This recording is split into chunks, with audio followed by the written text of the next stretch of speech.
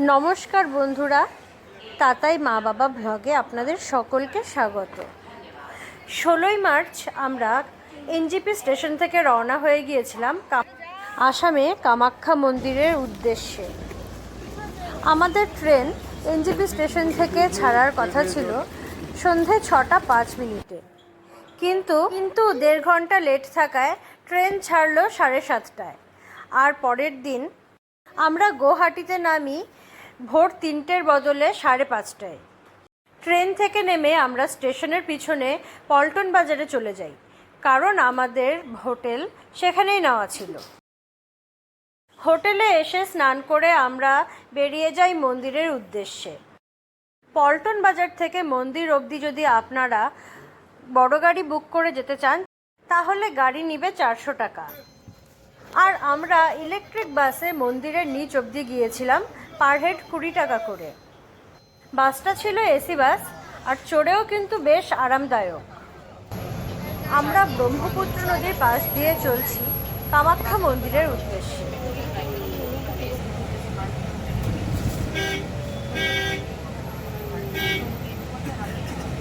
মন্দিরের নিচে আমরা বাসে করে পৌঁছে গিয়েছি। এই দেখুন, এই গ্রিন কালার বাসটাই হলো ইলেকট্রিক বাস, আর এটা হলো মন্দিরের প্রবেশদ্বার। এখন আমরা নিচ থেকে মন্দিরে যাওয়ার জন্য নিয়ে নিচ্ছি একটা গাড়িকে ভাড়া করে। আর এখানে গাড়ি ভাড়া আমাদের কাছ থেকে নিয়েছিল পার হেড 30 টাকা করে। আমরা চলছি নীলাচল পাহাড়ে কামাখ্যা মন্দিরে মা কামাখ্যা দেবীর দর্শন করতে। গাড়ি থেকে নেমে কিছুটা এগিয়ে আমরা গেলাম কুপন সংগ্রহ করতে, কারণ এখন মন্দিরের নতুন নিয়ম হয়েছে, যারা কুপন সংগ্রহ করবে তারাই একমাত্র প্রবেশ করতে পারবে গর্ভগৃহে, আর যারা কুপন সংগ্রহ করবে না তারা বাইরে থেকেই এমনি মন্দির দর্শন করে চলে আসবে। এই দেখুন কুপনের কি বিশাল লাইন। তবে কুপনের জন্য কিন্তু আলাদাভাবে কোনো দাম নেওয়া হয় না। কুপন সংগ্রহের জন্য প্রত্যেককেই লাইনে দাঁড়াতে হবে। এমন নয় যে আমরা একজন দাঁড়ালাম আর একজন দাঁড়িয়েই বেশ কয়েকজনের কুপন সংগ্রহ করলাম, তা কিন্তু একদমই না। আমরা কুপনের লাইনে এসে দাঁড়িয়েছিলাম 11টার সময়। আপনাদের অবশ্য বলা হয়নি আমরা এবার কামাখ্যা মন্দিরে কাদের সাথে এসেছি। আমরা এসেছি আমার মা, বাবা, দিদির মেয়ে, আর আমি, তাতাই আর তাতাইয়ের বাবা। আজকে আমরা কামাখ্যাতে পুজো দেওয়ার জন্য কুপন দিতে হবে, সেজন্য লাইনে দাঁড়িয়ে নিয়েছি। তারপরে আমরা কুপন নিয়ে পূজা দিব, তারপরে হোটেলে যাব, খাবো, তারপরে হচ্ছে আবার বেরাবো, তারপর রাত্রিবেলা এসে ঘুরে পড়বো। আমরা আমাদের জন্য কুপন নিয়েছি, তবে বাচ্চাদের জন্য কুপন নেওয়ার দরকার নেই। কুপন যেখানে দিচ্ছিল সেখানেই ছিল সিদ্ধেশ্বর শিব মন্দির। আমরা সেখানেও গিয়ে দর্শন করে আসলাম। এখন আমরা পূজার সরঞ্জাম আর ভোগ কিনে চলে যাচ্ছি মন্দিরে।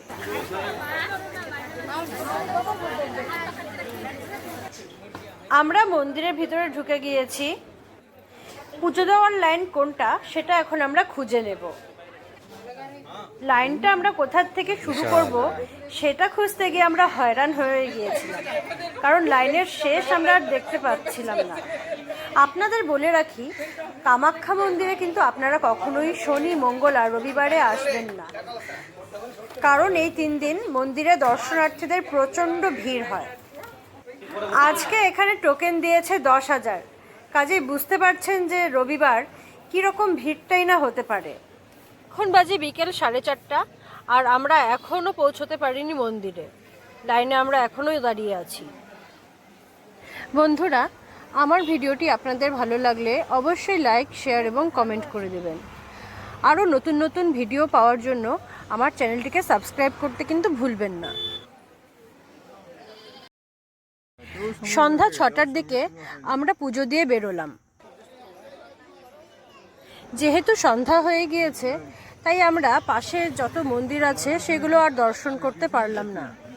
আমাদের ইচ্ছে ছিল কামদেবের মন্দির, তারামায়ের মন্দির, ভূতনাথ মন্দির, আরও যে আশেপাশে মন্দিরগুলো আছে সেগুলো দর্শন করার।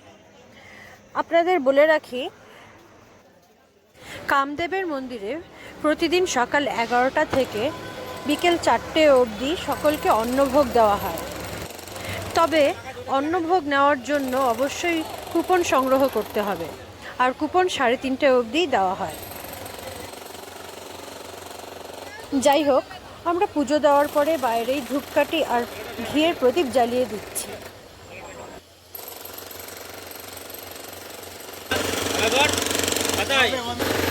बाबा दुकाटी क्या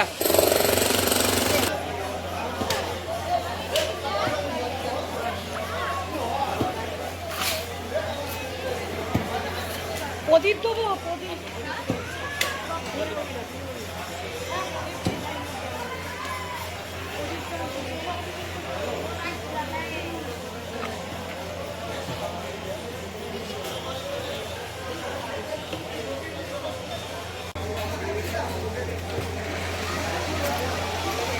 এখন আমরা পুজো দিয়ে ঠাকুরকে প্রদীপ ধূপকাঠি দেখে এখন আমরা এগিয়ে যাচ্ছি হনুমান মন্দিরে।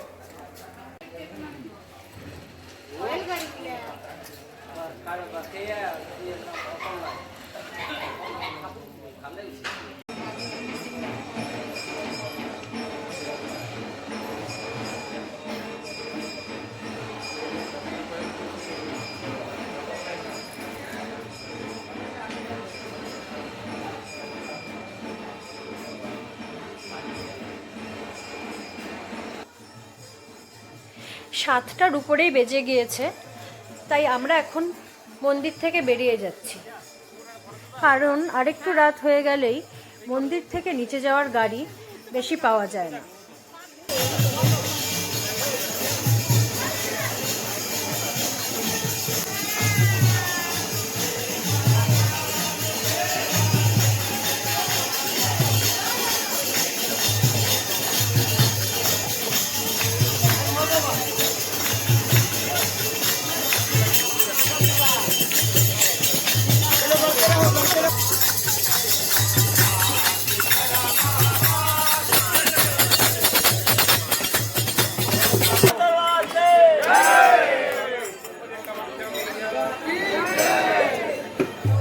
মন্দির থেকে বেরিয়ে আমরা এখন চলে যাচ্ছি পল্টন বাজারে আমাদের হোটেলে গিয়ে ফ্রেশ হয়ে আমরা বেরিয়ে পড়েছিলাম রাত্রে ডিনার করতে, কারণ কাল সকালে আমাদের তাড়াতাড়ি উঠতে হবে। আমরা সকাল 7টার সময় বেরিয়ে পড়ব মেঘালয়ের রাজধানী শিলংয়ের উদ্দেশ্যে। তাহলে বন্ধুরা, আমার আজকের কামাখ্যা মন্দির দর্শনের ভিডিওটি আপনাদের কেমন লাগলো তা অবশ্যই আমাকে কমেন্ট করে জানাবেন। আজকের মতন আমি আমার ভিডিও এখানেই শেষ করছি।